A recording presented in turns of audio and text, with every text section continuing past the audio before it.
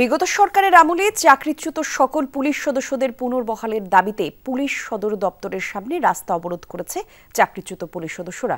সেখানে আছেন সহকর্মী রেদওয়ান আহমেদ, সরাসরি যোগ দিচ্ছেন তিনি। রেদওয়ান, সড়ক অবরোধের পর ওখানকার পরিস্থিতি কেমন দেখছেন একটু জানাবেন, আর পুলিশ কি বলছে?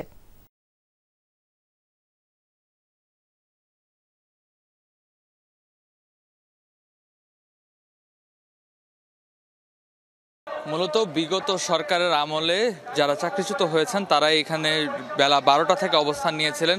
তারা তাদের ব্যানারে লিখেছিলেন যে শান্তিপূর্ণ অবস্থান কর্মসূচি তারা পালন করবেন, কিন্তু আমরা দেখেছি যে কিছুক্ষণ পরে কিন্তু তারা আসলে এই যে রাস্তার যে মূল সড়ক পুলিশ হেডকোয়ার্টারের সামনে, সেই সড়কটি কিন্তু তারা অবরোধ করে সেখানে অবস্থান কর্মসূচি নিয়েছেন।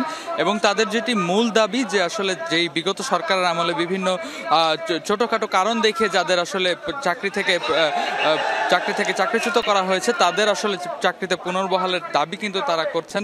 মূলত তারা আমাদের যেটি অভিযোগ করেছেন যে সামাজিক মাধ্যমে তারা বিভিন্ন রকমের পোস্ট এবং কমেন্ট করার মাধ্যমেও কিন্তু অনেকের চাকরি চলে গেছে। এছাড়াও তারা বিভিন্ন প্রতিবাদ করার কারণেও কিন্তু চাকরি গেছে। এছাড়াও বিভিন্ন ডোপ টেস্ট সহ বিভিন্ন নানান ছোট ছোট কারণে কিন্তু অনেকের চাকরি চলে গেছে বলে তারা দাবি করছেন। এবং তারা এখন যেটি বলতে চাচ্ছেন যে আসলে নির্বাহী আদেশের তাদের চাকরি পুনর্বহালের দাবিতেই মূলত তারা এখানে অবস্থান নিয়েছেন। এর আগেও বেশ কয়েকটি মিটিং হয়েছে, আদালতের আদেশ এসেছে, এবং তারা যেটি বলতে চাচ্ছেন যে সেই আদেশ অমান্য করেও এখন পর্যন্ত তাদের আসলে চূড়ান্ত সিদ্ধান্ত দেয়া হয়নি, যার কারণেই তারা আজকে এই মাঠে নেমে এসেছেন।